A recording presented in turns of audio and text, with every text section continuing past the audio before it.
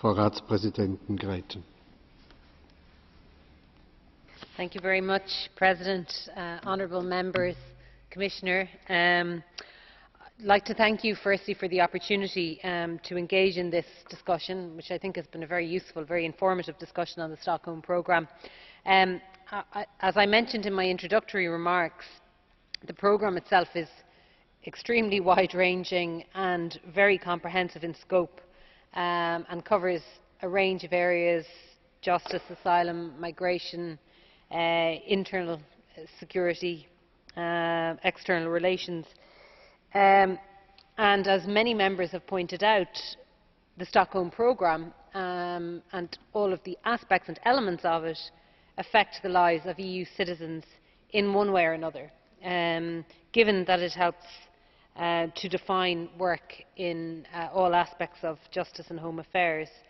I can certainly agree with my friend Commissioner Borg in that I think the benchmark has to be, based on an assessment of where we have come from. Of course, we all aspire to utopia, to the optimum outcome. But I think, in terms of assessing the programme and its multi-annual, multifaceted nature, I think it is fair to say that we have come a long way. I'd like to just address some of the issues which have been specifically raised by members. Mr Berlinguer, Mr Lopez Aguilar and Mr Cassini have asked about the practical benefits, the impact and the results achieved by Stockholm, and that's obviously a long list when you think about it. But I think that the results achieved are evidenced by the extensive body of legislation which has been brought forward in all of the justice and home affairs areas, legislation which will guarantee, and I think this is our common goal, the security of EU citizens in every aspect of their lives.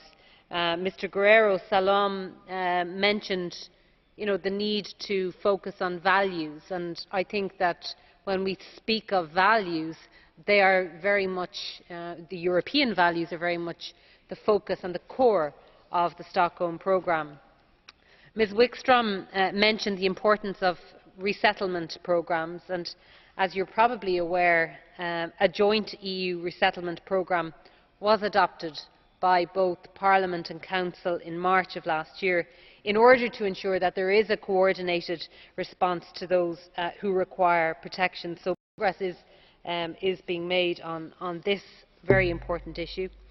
Mr Kirkhope spoke about the challenge of unaccompanied minors, and of course that is indeed a major cause for concern and demands attention. In May 2010, the Commission presented an action plan for the 2010 to 2014 period, and implementation of that action plan was reported on last September, with a view to ensuring that this challenge continues to be addressed effectively. Mr Papadopoulou spoke about the legislative procedures after the Lisbon Treaty.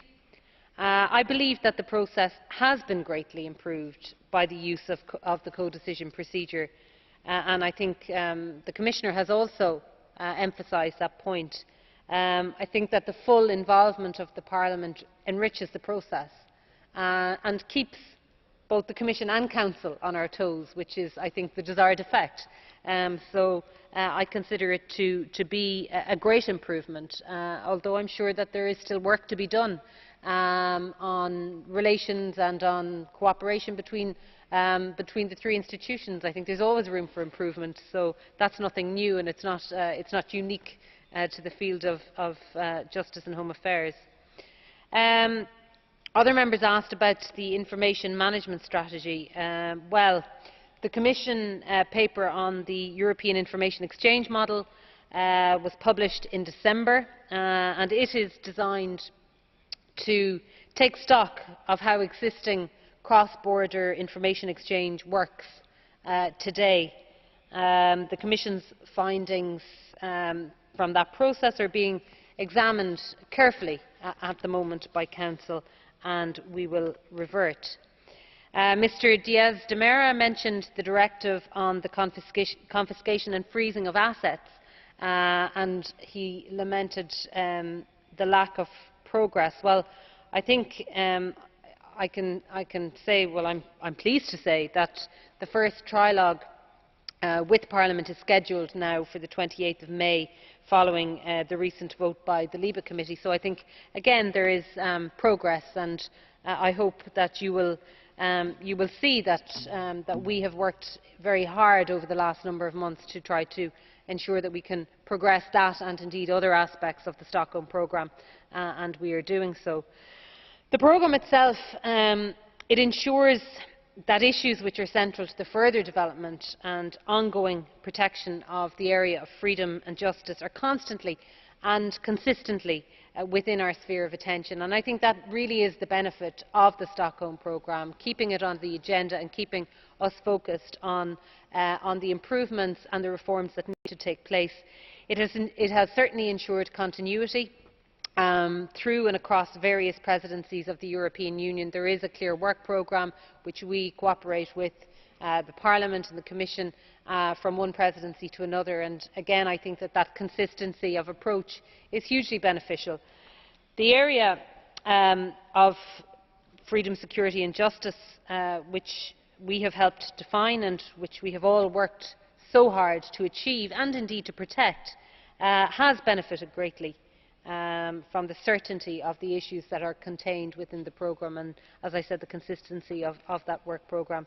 So I can assure you, in conclusion, that for the remaining duration of the Irish Presidency, we will continue to work very hard to make progress on areas of importance within the Stockholm Programme, and I look forward to continued collaboration between our institutions to agree measures in a timely fashion to help to guarantee what we contribute to a European Union which I believe that our citizens deserve. And I suppose, as we are beginning to draw towards the end of the Irish Presidency, I think again the benefits of having a programme such as the Stockholm Programme are clear, because while we will work right up to the 11th hour, so to speak, in our presidency, we will be handing over to the Lithuanian Presidency, who of course will take up the cudgel and will work to continue and to build on the momentum that we have managed to achieve through your cooperation here in the Parliament over the last number of months. So I want to thank you again for that. Thank you, President, for the opportunity to participate in this debate, and thank you, Commissioner, also. Thank you. Ja, Frau Ratspräsidentin, wir danken Ihnen, dass Sie uns heute schon den ganzen Tag begleiten und die Flagge der Ratspräsidentschaft im Parlament hochhalten. Wir schließen damit die Aussprache zu diesem Tagesordnungspunkt ab, und ich komme